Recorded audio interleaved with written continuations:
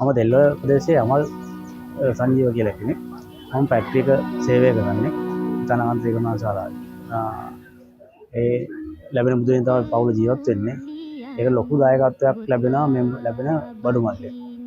අපේ පවුලගේ මල්ලිගේ දරුවාට මෙහෙන් හම්බුණා බඩු මල්ලා.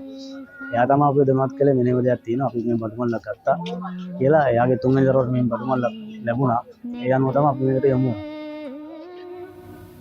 මේ දෙරණී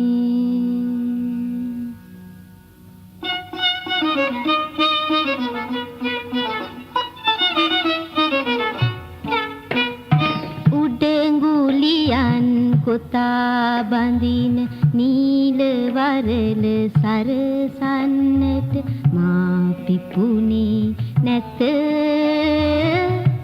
මේ දෙරණී උඩඟුලියන් ගොතා බඳින නීල වරල සරසන්නට මා පිපුනේ නැත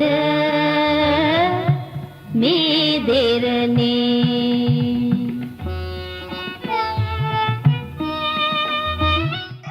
සංදාගේ ස්ටයිල් එකට ඇත්තටම මේ අම්මා කෙනෙක් දරුවෝගේ බඩුමත් ගන්න ගියා. දැන් අපේ ගෙදරින් ඔක්කොම බඩු ටික දරුවාගේ අඩුපාඩු බඩු ගත්තේ සංදාගේ ස්ටයිල් එකෙන්. අපිට ඒ තියෙන රෙතිපිලි ගැන දැනුමක් ඇත්තටම නැහැ. ඒම කඩේට ගියාම ඒතර ඉන්න සේවකයෝ ඉන්න වැඩ කරන ළමයි අපිට මේ පෙලක්ටා අපි මේ දන්නේ නැතුණාම අපේ වයිෆ්ලා අරන් ගිහලා අපේ ඕක නෙමෙයි මේක ගන්න කියලා ඒගොල්ලෝ ඒ බඩු අරන් දීලා මේ බෑග් එක දාලා අපි උස්සන් එන්න ඕනෙත් නෑ. ඇත්තටම ලොකු සහයෝගයක් ලබා දෙනවා. ඒ බඩු තෝරා ගැනීම නිසා බඩු මෙදී ගැනීම. මම කියන්නේ අනිත් ඉන්න අපේ ව්‍යාපාරිකයන්ට ලොකු ව්‍යාපාරිකයින් රත්නපුර දිස්ත්‍රික්කේ මේ වගේ කුමන හෝ වැඩ පිළිවෙලක් ආරම්භ කරනවා නම් ඇත්තටම ජනතාවට ගොඩාක් වටිනවා. නීල වරල සරසන්නට මා පිපුනේ නැත මේ දෙරණී.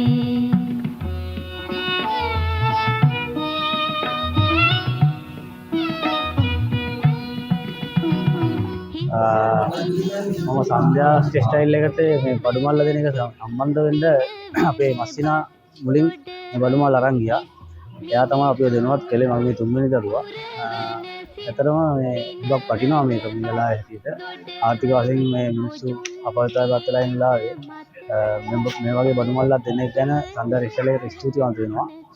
මේකෙන් තවත් අපේ ඉන්න අනිත් දෙමව්පියෝ තව ටිකක් දිරිමත් වෙනවා.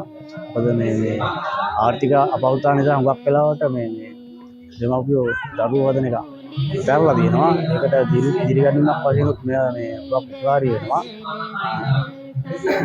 අපේ රටේ අනිත් ඉන්න ධනවත් පිළිවෙලට අපි ආරාධනා කරන මේ වගේ වැඩසටහන් පවත්වලා අපේ රටේ ඉන්න ජනතාව උනන්දු කරවමින් සිංහල ජනතාව වෙනුවෙන් යම් සේවයක් කරන්න පුළුවන් නම් ඒ ගොඩාක් වටිනවා කියලා මම මේ අවස්ථාවේ කියනවා.